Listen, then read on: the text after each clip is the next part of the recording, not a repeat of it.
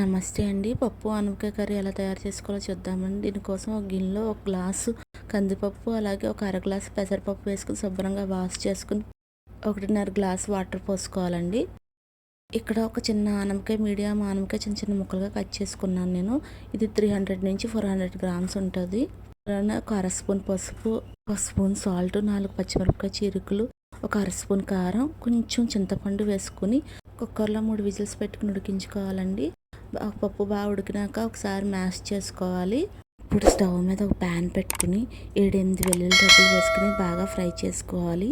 వెల్లుల్లి రెబ్బలు బాగా ఫ్రై అయినాక ఒక స్పూన్ మినపప్పు వేసుకుని ఫ్రై చేసుకోవాలి. మినపప్పు పంటకు తగిలితే చాలా కమ్మగా ఉంటుందండి, అందుకే మినపప్పు వేసాను. అలాగే ఒక స్పూన్ జీలకర్ర, 2-3 ఎండుమిర్చి వేసి బాగా ఫ్రై చేసుకోవాలి. వేపాకు కూడా వేసి బాగా ఫ్రై చేసుకోవాలండి. మీ దగ్గర డ్రై మునగాకు కానీ మెంతాకు కానీ ఉంటే అది కూడా వేసుకోవచ్చు, చాలా బాగుంటుంది. బాగా ఫ్రై అయినాక పప్పు వేసి ఒకసారి బాగా కలుపుకోవాలి. మీకు ఈ వీడియో నచ్చితే ప్లీజ్ సబ్స్క్రైబ్ చేసుకోండి.